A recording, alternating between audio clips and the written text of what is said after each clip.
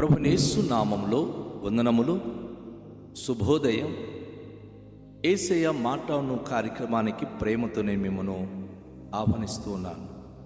ఈ దినము మత్తయి సువార్త 28వ అధ్యాయము 11వ వచనం నుండి 15 వచనాల వరకు ధ్యానించుకుందాం.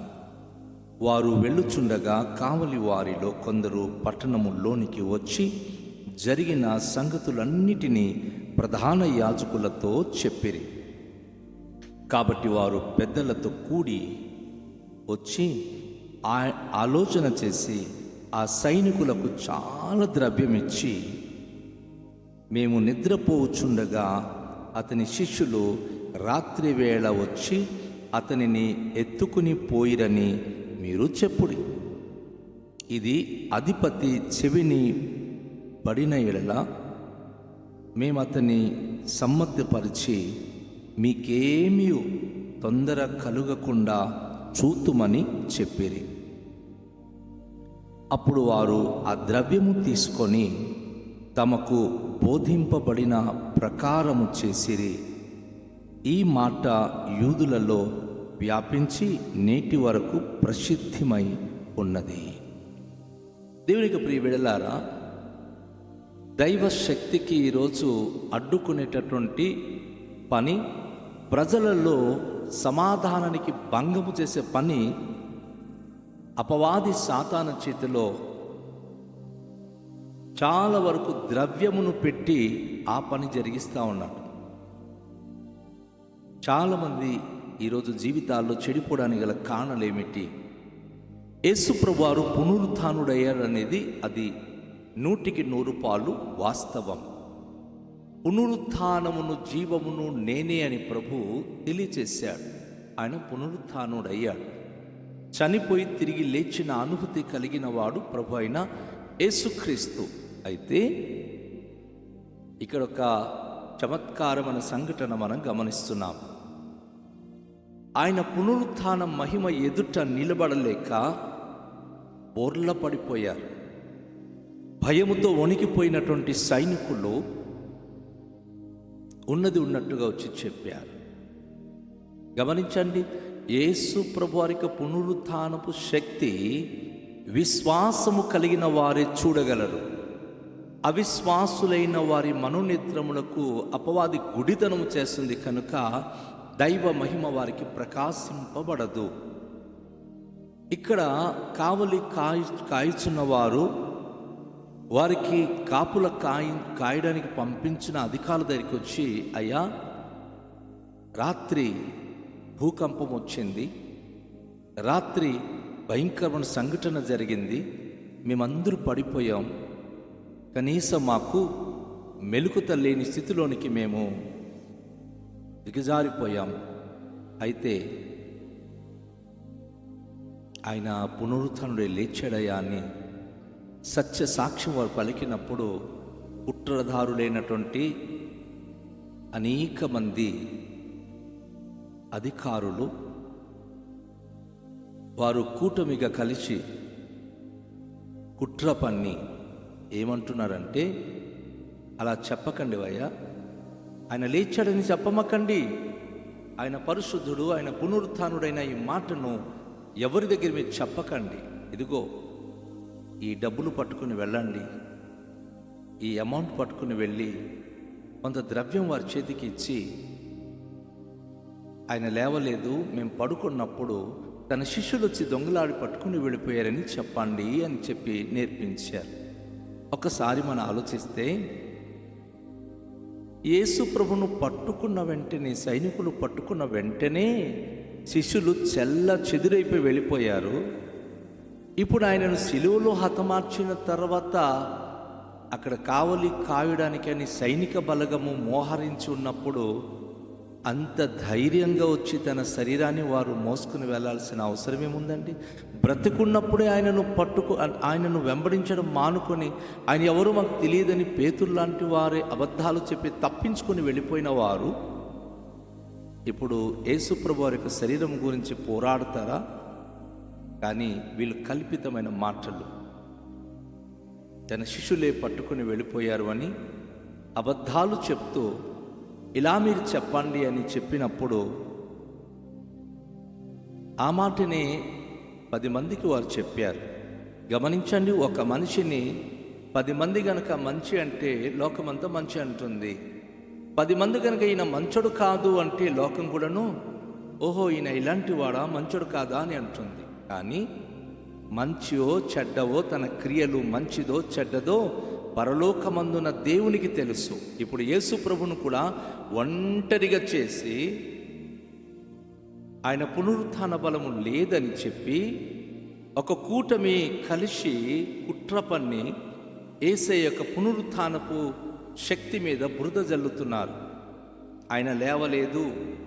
వీళ్ళు ఎవరు అంటే డబ్బులు తీసుకొని తిన్నవాళ్ళు, ద్రవ్యము తీసుకొని తమకు చెప్పిన మాట ప్రకారంగా యూదులలో వారు చెప్పుకుంటూ వెళ్ళారు. అందుకే యూదులలో ఈరోజు వరకు యేసు ప్రభు పునరుత్థానమును గురించి వారు విశ్వసించలేకపోయారు.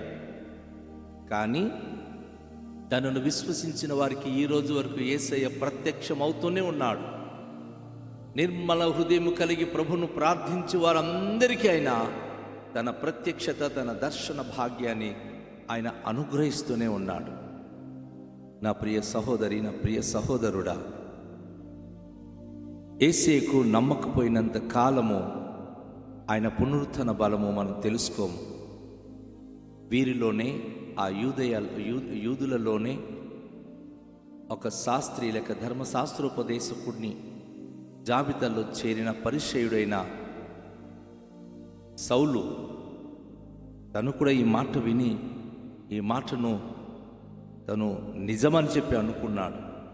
అందుకే యేసు ప్రభును ప్రార్థించే వారికి ఆయన శిక్షించేవాడు, యేసు ప్రభును ప్రార్థించే వారికి నోరు మోయించేవాడు. కానీ కాలక్రమేణా ఒకరోజు ఆయన ఒక పట్టణంలో ఉన్న భక్తులకు చెదరగొట్టాలి, హతమార్చాలని అనుకున్నప్పుడు యేసయ్య ప్రత్యక్షత తనకు కనబడి, దైవ ప్రత్యక్షత తనకు అగుపడి దేవుడు తన జీవితంలో అద్భుతం చేశాడు. నువ్వు హింసించుచున్న దేవుడను నేనే అని ఆయన తెలియచేయడం అనేది జరిగింది. అప్పటి నుంచి తన పేరు కూడా ప్రభు మార్చేశాడు. షౌలు అనబడిన ఆయనకు అపోస్తుడైన పౌలుగా ప్రభు మార్చాడు. ఆయన తను సాక్ష్యం చెప్తూ నేను ఆయనను కళ్ళారు చూచానంటాడు ఆయన. ఎస్, ఒకప్పుడు ఈ గుంపుకు సంబంధించిన వాడు ఆయన.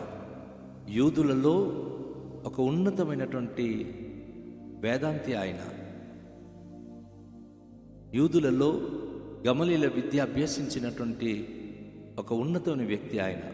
కానీ ప్రభువును ఆయన స్పష్టంగా చూశాను అని మాట్లాడుతున్నాడు.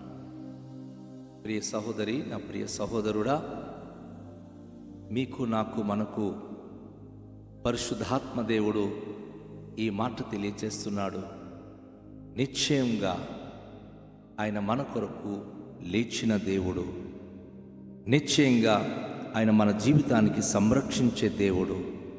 ఆయన పట్ల మన విశ్వాసం కలిగి జీవిస్తే ఆ అపోస్తలుడు పౌలు అంటాడు, నేను ఆయనను ఆయన పునరుత్థాన బలము ఎరుగు నిమిత్తము భూలోకంలో ఏవైతే నాకు లాభకరంగా ఉందో అది నష్టముగా నుంచి అది పెంటతో సమానంగా ఎంచుకొనుచున్నాను అంటాడు.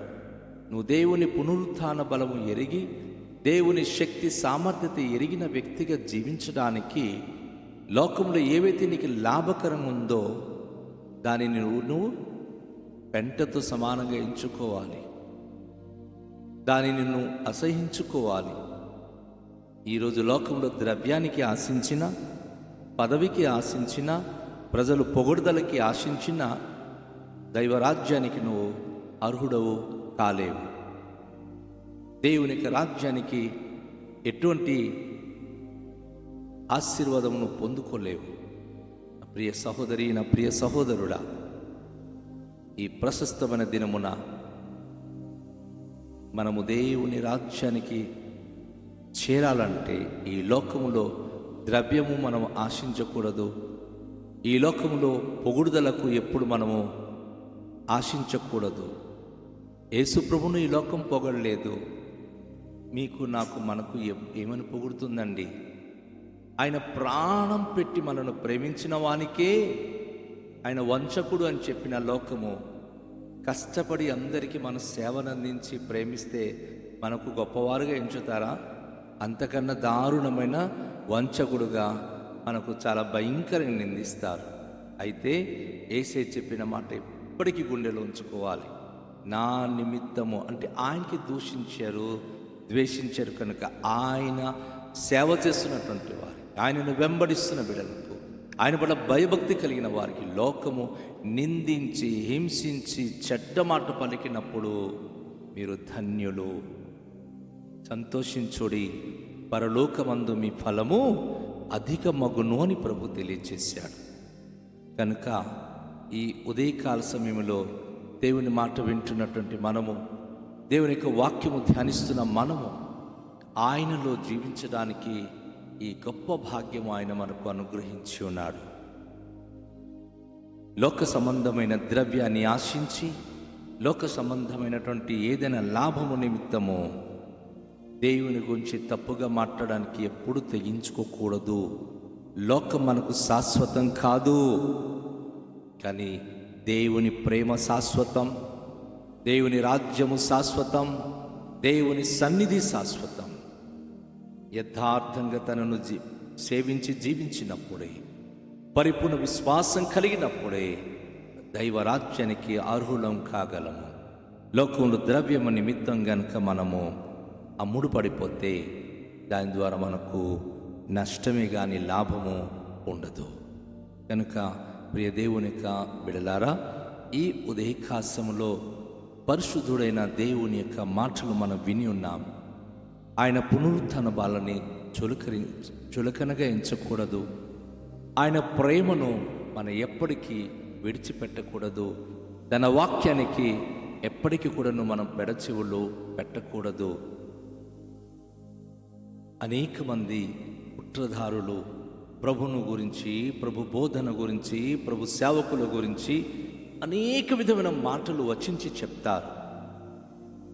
కానీ సమస్త కార్యములు జరిగించిన వాడు దేవుడే గాని మనిషి కాదు. యేసు ప్రభు గురించి వారు ఎంతో భయంకరంగా విమర్శించి మాట్లాడుతూ ఉన్నారు. కానీ యేసు ప్రభు ఎన్నటికి ఆయన దేవుడే, ఆయన సర్వశక్తివంతుడైన ప్రభువే, ఆయన సమస్తము చేయగలిగే సామర్థ్యుడు. కనుక ఆయన పునరుత్థాన బలము ఎదుట రండి మోకరిల్లి ఆయనకు మనము ప్రార్థన చేద్దాం, ఆయన కృపకు మనం వేడుకొందాం. తండ్రి, మీ పరిశుద్ధ నామానికి స్తోత్రాలు. మా ప్రభువైన యేసుక్రీస్తును ఈ లోకానికి పంపించి మా కొరకు ఆయన ప్రభు జన్మించి మాకు బోధించి పరలోక మర్మమును బోధించి మా పాపముల నిమిత్తము ఆయన కలువరి మ్రాను చనిపోయి సమాధిలో నుండి తిరిగి లేచిన ఆయన జనన మరణ పునరుత్థానం గురించి మేము నేర్చుకున్నాం. ఈ మాటల ద్వారా మా జీవితానికి ఆశీర్వదించండి.